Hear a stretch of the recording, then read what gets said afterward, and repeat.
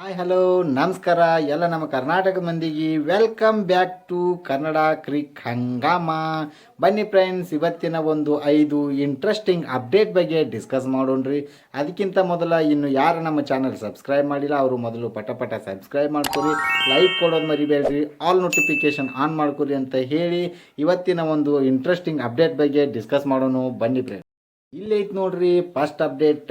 IPL the trade deal ಬಗ್ಗೆ ಒಂದು very important update ನಾನು ನಿಮ್ಮ ಮುಂದೆ ಹೇಳಕ್ ಹೊಂಟಿದ್ದೇನೆ ನೋಡ್ರಿ. ಅದು ಏನಪ್ಪ ಒಂದು IPL ಅಪ್ಡೇಟ್ ಅಂತಂದ್ರೆ, ಒಂದು KL ರಾಹುಲ್ ಅವರ ಒಂದು ಟ್ರೇಡ್ ಡೀಲ್ ಬಗ್ಗೆ ಪೂರ್ತಿ ಡೀಟೇಲ್ ನಾನು ನಿಮ್ಮ ಮುಂದೆ ಹೇಳ್ತಾನೆ ನೋಡ್ರಿ. ಯಾವ ತಂಡ ಒಂದು KL ರಾಹುಲ್ ಅವ್ರನ್ನ ಖರೀದಿ ಮಾಡಕ್ಕೆ ನಿಂತೈತಿ, ಎಷ್ಟು ಅಮೌಂಟ್ ಕೊಡಕ್ಕೆ ನಿಂತಿದ್ದಾರೋ, ಆದ್ರೆ ಈ ಒಂದು ಟ್ರೇಡ್ಗೆ ಏನಾದರೂ ಡೆಲ್ಲಿ ತಂಡ ಒಪ್ಕೊಳ್ತೈತು ಅಥವಾ ಕ್ಯಾನ್ಸಲ್ ಮಾಡ್ಕೋತೈತೆ ಅನ್ನೋದ್ರ ಬಗ್ಗೆ ಪೂರ್ತಿ ಡೀಟೇಲ್ ಇಲ್ಲಿ ಐತೆ ನೋಡ್ರಿ.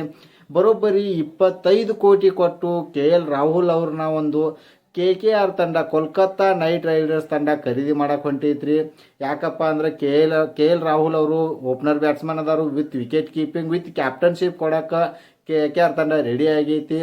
ಈ ಒಂದು ಟ್ರೇಡ್ ಡೀಲ್ ಏನಾದರೂ ಕನ್ಫರ್ಮ್ ಆಯ್ತಪ್ಪ ಅಂದ್ರೆ 2026ರಲ್ಲಿ ಒಂದು KKR ತಂಡದ ಪರವಾಗಿ ಬ್ಯಾಟ್ ಬೀಸೋದಂತೂ ಕನ್ಫರ್ಮ್ ಅಂತಾನೆ ಹೇಳ್ಬೋದು.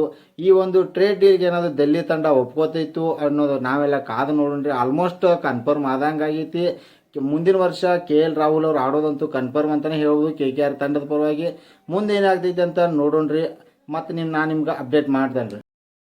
ಎರಡನೇ ಅಪ್ಡೇಟ್ ಬಗ್ಗೆ ಡಿಸ್ಕಸ್ ಮಾಡೋಣ್ರಿ. IPL 2026ರಲ್ಲಿ ಒಂದು KKR ತಂಡ ಪೂರ್ತಿ ತನ್ನ ಕೋಚಿಂಗ್ ಸ್ಟಾಫನ್ನು ಚೇಂಜ್ ಮಾಡಕ್ಕೆ ಹೊಂಟೈತಿ. ಯಾರ್ಯಾರನ್ನು ನ್ಯೂ ಕೋಚ್ ಆಗಿ ಒಂದು ರೆಡಿ ಮಾಡೈತೆ ಅನ್ನೋದ್ರ ಬಗ್ಗೆ ಪೂರ್ತಿ ಡೀಟೇಲ್ ಹೇಳ್ತಾನೆ ನೋಡ್ರಿ. ಈಗ ಜಸ್ಟ್ ಕೋಚ್ ಆಗಿ ಡೈಲ್ ಸ್ಟೈನ್ ಅವ್ರನ್ನ ಆಯ್ಕೆ ಮಾಡಿದರು. ಇನ್ನು ಬ್ಯಾಟಿಂಗ್ ಕೋಚ್ ಆಗಿ ಹಾಶಿಮ್ ಆಮ್ಲಾ ಅವರು ಆಯ್ಕೆ ಆಗಿದ್ದರು. ಇನ್ನು ಹೆಡ್ ಕೋಚ್ ಆಗಿ ಇಯಾನ್ ಮಾರ್ಗನ್ ಅವ್ರನ್ನ ಆಯ್ಕೆ ಮಾಡಿದರು. ಇನ್ನು ಅಸಿಸ್ಟೆಂಟ್ ಕೋಚ್ ಆಗಿ ಅಭಿಷೇಕ್ ನಾಯರ್ ಅವ್ರನ್ನ ಆಯ್ಕೆ ಮಾಡಿದರು. ಆಮೇಲೆ ಮೆಂಟರ್ ಆಗಿ ಇರ್ಫಾನ್ ಪಠಾಣ್ ಅವ್ರನ್ನ ಆಯ್ಕೆ ಮಾಡಿದ್ದಾರೆ ಅಂತಲೇ ಹೇಳ್ಬೋದು. ಯಾಕಂದ್ರೆ ಪೂರ್ತಿ ಸ್ಟಾಫನ್ನು ಚೇಂಜ್ ಮಾಡಿದ್ದಾರೆ ಅಂತಲೇ ಹೇಳ್ಬೋದು ನೋಡ್ರಿ. ಇಲ್ಲೈತೆ ನೋಡ್ರಿ ಥರ್ಡ್ ಅಪ್ಡೇಟ್. RCB ಬಗ್ಗೆ ಒಂದು ಟ್ರೇಡ್ ಡೀಲ್ದ ವೆರಿ ಇಂಪಾರ್ಟೆಂಟ್ ಅಪ್ಡೇಟ್ ಇದೆ. ಯಾವುದಪ್ಪ ಅಪ್ಡೇಟ್ ಅಂದ್ರೆ, RCB ಒಬ್ಬ ಪ್ಲೇಯರ್ಗೆ ಕಣ್ಣು ಹಾಕೈತಿ.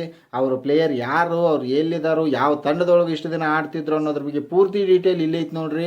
ವಾಷಿಂಗ್ಟನ್ ಸುಂದರ್ ಅವ್ರನ್ನ RCB ಈ ಬಾರಿ ಟ್ರೇಡ್ ಡೀಲ್ ಮೂಲಕ ಖರೀದಿ ಮಾಡೋಕೆ ರೆಡಿ ಆಗೈತಿ. ಯಾಕಪ್ಪ ಅಂದ್ರೆ ವಾಷಿಂಗ್ಟನ್ ಸುಂದರ್ ಅವರು ಇಷ್ಟು ದಿನ ಒಂದು ಗುಜರಾತ್ ಟೈಟನ್ಸ್ ತಂಡದೊಳಗೆ ಆಡಾಕತ್ತಿರು. ಈಗ ಅವ್ರು ಆಲ್ರೆಡಿ ಟೆಸ್ಟ್ ಒಳಗೂ ಕೂಡ ಒಂದು ಅದ್ಭುತ ಪ್ರದರ್ಶನ ಕೊಟ್ಟಿದ್ದಾರೆ. ಆ ಒಂದು ರೀಸನ್ನಿಂದಾಗಿ RCBಗೆ ಒಂದು ತಗೋಬೇಕಂತ ಹೇಳಿ RCBದವರು ಭಾಳ ಪ್ಲ್ಯಾನ್ ಮಾಡಾಕತ್ತರು. ಈ ಒಂದು ಟ್ರೇಡ್ ಡೀಲ್ ಏನಾದ್ರೆ ಕನ್ಫರ್ಮ್ ಆಯ್ತಪ್ಪ ಅಂತಂದ್ರೆ 2026ರೊಳಗೆ RCB ತಂಡದ ಪರ ಆಡೋದಂತೂ ಕನ್ಫರ್ಮ್ ಅಂತಾನೆ ಹೇಳ್ಬೋದು ನೋಡ್ರಿ. 100% ಈ ಒಬ್ಬ ಪ್ಲೇಯರ್ RCBಗೆ ಏನಾದರೂ ಬತ್ತಪ್ಪ ಅಂದ್ರೆ RCB ಫುಲ್ ಸ್ಟ್ರಾಂಗ್ ಟೀಮ್ ಆಗ್ತೈತಿ. ಒಂದು ಸ್ಪಿನ್ ಬಾಲಿಂಗ್ ಅಟ್ಯಾಕ್ ಅದ್ಭುತವಾಗಿರ್ತೈತೆ ಅಂತಾನೆ ಹೇಳ್ಬೋದು ನೋಡ್ರಿ.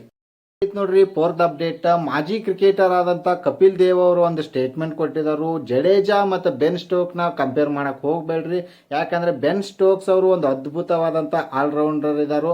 ಆದ್ರೆ ಇತ್ತೀಚಿನ ದಿನಗಳಲ್ಲಿ ಜಡೇಜಾ ಅವರು ಒಂದು ಅದ್ಭುತ ಕ್ರಿಕೆಟ್ ಆಡೋದ್ರ ಮೂಲಕ ಅವ್ರಿಗಿಂತ ಸ್ವಲ್ಪ ಬೆಟರ್ ಆಗಿ ಆಡಕತ್ತಾರಂತ ಹೇಳಿ ಒಂದು ಸ್ಟೇಟ್ಮೆಂಟ್ನ ಮಾಡಿದರು.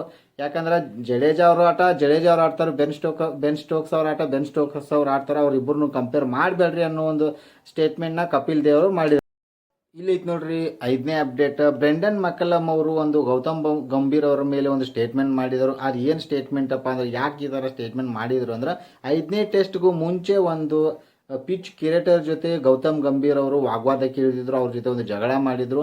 ಆ ಒಂದು ರೀಸನ್ ಇಂದಾಗಿ ಈಗ ಬ್ರೆಂಡನ್ ಮಕ್ಲಮ್ ಅವರು ಏನು ಹೇಳಿದಾರಪ್ಪ ಅಂದ್ರೆ, ನಾವು ಗೌತಮ್ ಗಂಭೀರ್ ಅವ್ರ ಥರ ಜಾಸ್ತಿ ಮಾತನಾಡುವುದಿಲ್ಲ, ನಾವು ದಿಟ್ಟ ಕ್ರಿಕೆಟ್ ಆಡಿ ಮ್ಯಾಚ್ನ ಗೆಲ್ತಾ ಇದ್ದೀವಿ ಅಂತ ಹೇಳಿ ಒಂದು ಈ ಥರ ಒಂದು ಇಂಡೈರೆಕ್ಟಾಗಿ ಗೌತಮ್ ಗಂಭೀರ್ ಅವ್ರಿಗೆ ಟಾಂಗ್ ಕೊಟ್ಟಿದ್ದಾರೆ ಅಂತಲೇ ಹೇಳ್ಬೋದು ನೋಡ್ರಿ. ಯಾಕಂದ್ರೆ ಅವರು ನಾವು ಅದ್ಭುತ ಕ್ರಿಕೆಟ್ ಆಡಕತ್ತಿದ್ದೆವು, ನಾವು ಅವ್ರ ಥರ ಈ ಥರ ಜಾಸ್ತಿ ಮಾತಾಡೋಂಗಿಲ್ಲ, ನಾವು ಜಸ್ಟ್ ಕ್ರಿಕೆಟ್ ಆಡಿ ತೋರ್ಸಾಕತ್ತೇವೆ ಅನ್ನೋ ಒಂದು ಈ ಥರ ಒಂದು ರೀಸನ್ ಹೇಳಿ ಒಂದು ಸ್ಟೇಟ್ಮೆಂಟ್ ಮಾಡಿದ್ದಾರೆ ಅಂತಲೇ ಹೇಳ್ಬೋದು ನೋಡ್ರಿ. ಈ ವಿಡಿಯೋ ನಿಮಗೇನಾರ ಇಷ್ಟ ಆಗಿತ್ತಪ್ಪ ಅಂದ್ರೆ ನನ್ನ ವಿಡಿಯೋ ಲೈಕ್ ಮಾಡಿರಿ, ಶೇರ್ ಮಾಡಿರಿ, ಫಾಲೋ ಮಾಡಿರಿ, ಹಂಗೆ ಸಬ್ಸ್ಕ್ರೈಬ್ ಮಾಡೋದು ಮರಿಬೇಡ್ರಿ ಅಂತ ಹೇಳಿ ಮತ್ತೆ ಸಿಗೋಣ್ರಿ ಮುಂದಿನ ವಿಡಿಯೋದಾಗ. ಟಾಟಾ ಬಾಯ್ ಬಾಯ್.